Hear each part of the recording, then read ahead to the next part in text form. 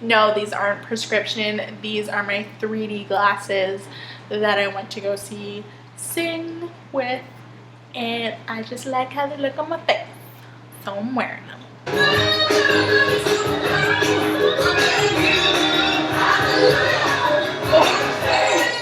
Love it!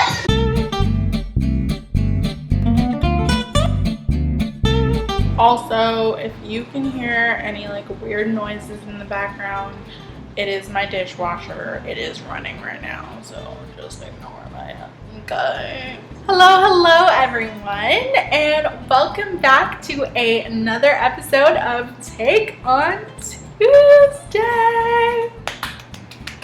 This is the very first episode of Take on Tuesday of 2017. I'm so excited to be here with you guys. It's gonna be like a little bit of like a chill cash video, and I think I'm gonna make my videos for the rest of the year like pretty chill and cash. Like I'm not gonna like dress up or anything. I'm just gonna be like in my home clothes, because what's the point really, you know? Like these are supposed to be like fun like chats that I have with you guys. I'm not a beauty guru. That's not why I'm on YouTube.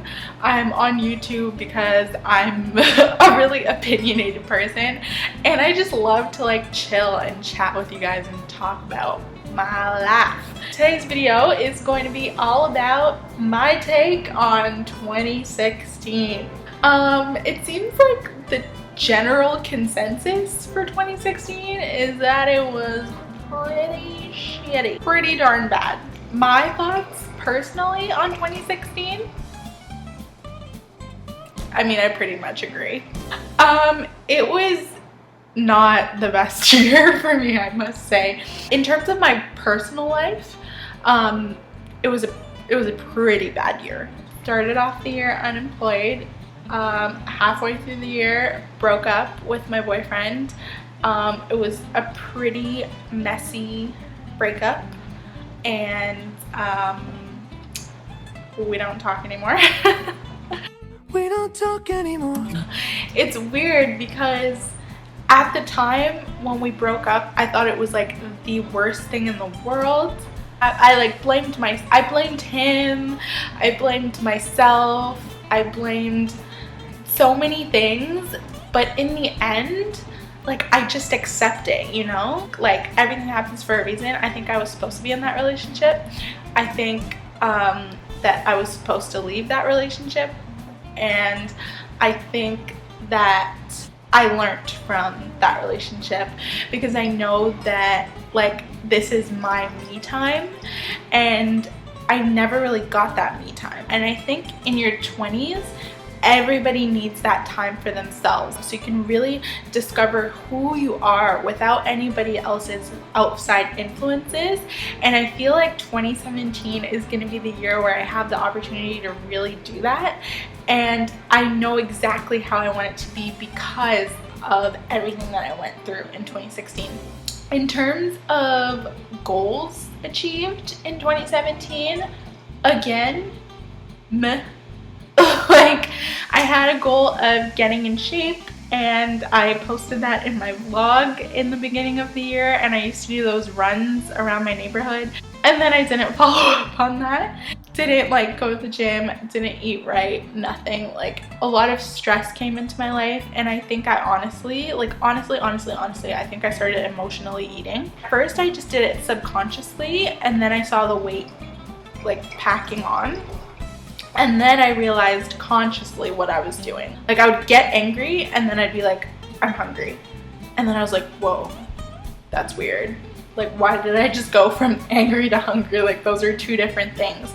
And one day when I realized that, and I just ate anyways, and then after I ate, I felt better. I was like, whoa, whoa, whoa, whoa, whoa, whoa, whoa, whoa.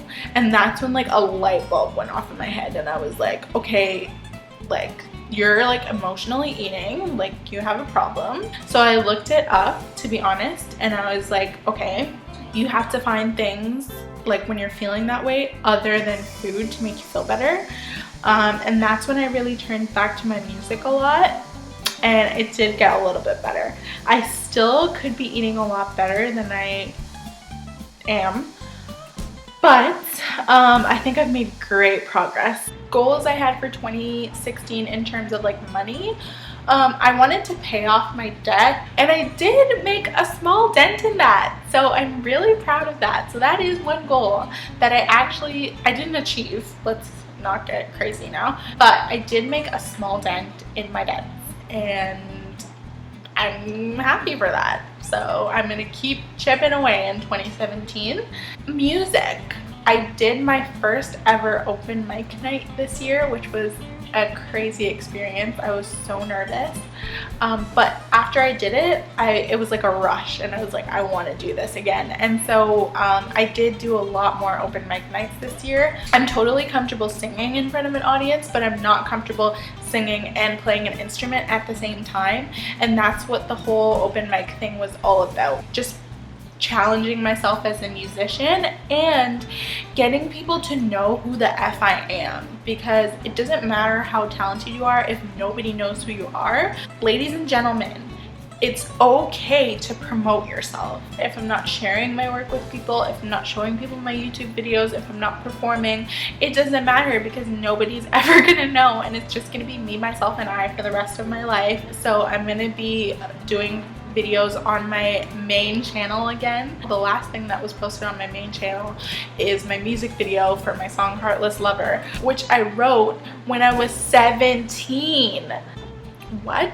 Like, I need to get my shit together. It's already been 6 years since I wrote that song, and almost nobody knows about it. Almost nobody knows about it.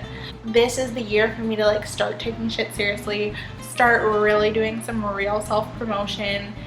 In terms of the world, geez, it's been 22 minutes and I haven't gotten to the world yet. It's gonna be fun editing this.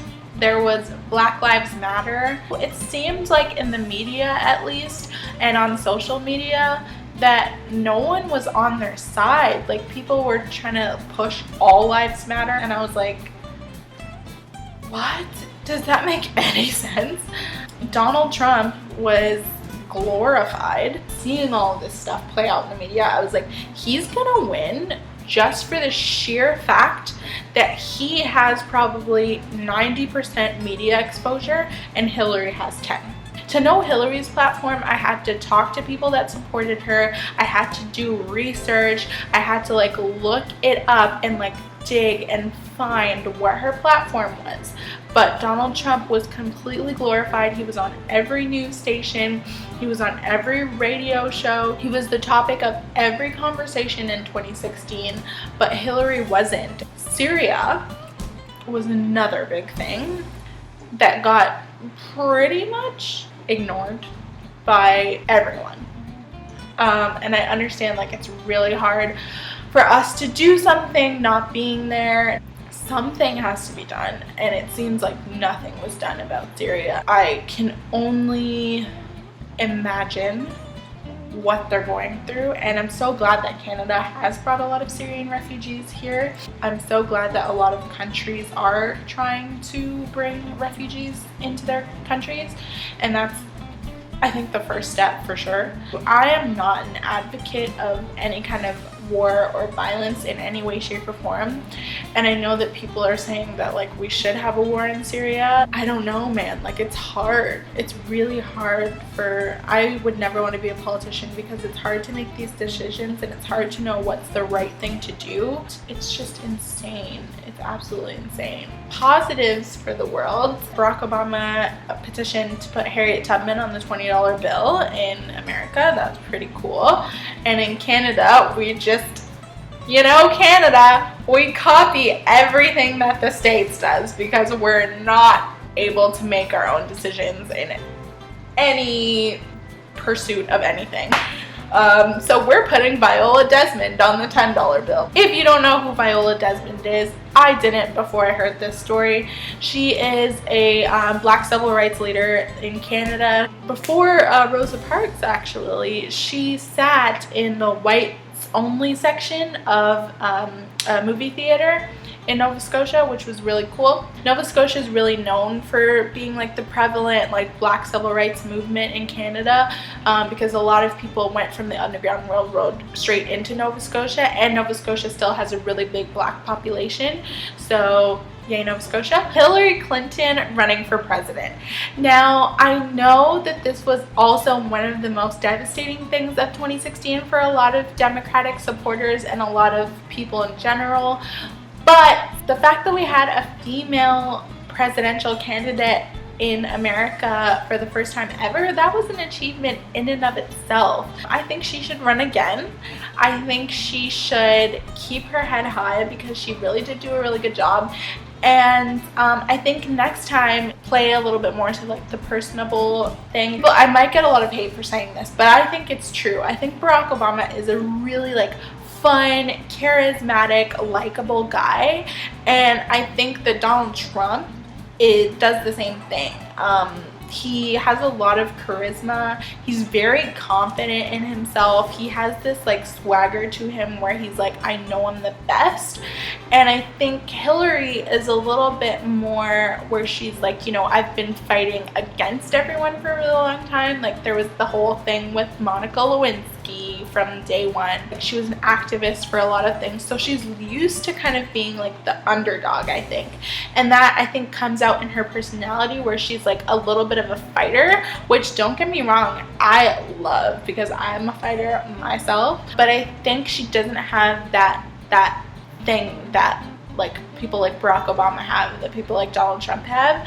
So maybe she should get like a running mate or something that kind of compliments her like that. Like Joe Biden is definitely like one of the coolest, like funniest guys. And I think she needs someone like that with her to like give her like that witty, fun side, because she definitely has great policies.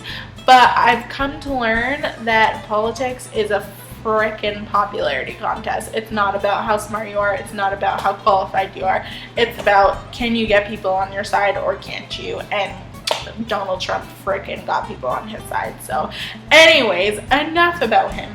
Next positive thing that happened in 2016, the love of my life, Tori Kelly was nominated for a Grammy. Oh my god. She didn't win. Meghan Trainor. I love you, Meghan Trainor. I'm sorry. And she did have an amazing performance at the Grammys, which everybody was talking about. Also, she had a phenomenal movie come out this year, which is entitled Sing. And if you haven't seen it yet, get your butt to the theater and go support it, because it was one of the best movies I've ever seen. I loved it so much. She's so cute. Like, Mina was the most amazing character I've ever seen. And if anybody tries to tell me that she didn't win that singing competition, get out of my face. That's pretty much all I want to say about 2016. 2017, however, I'm optimistic about. I think it's just a blank slate. So just be happy. Just do what you want to do in 2017 and live your best life. And do you, boo-boo. Do you. If you did like this topic and you want to see more things like this on Take On Tuesday, give it a thumbs up. Remember to subscribe if you haven't already, and share this video with your friends if you enjoyed it. I hope you have a wonderful life. I love you guys. Bye. And it was totally taken out of context. Either we want to have segregation or integration. And if we don't want segregation, then we need to get rid of channels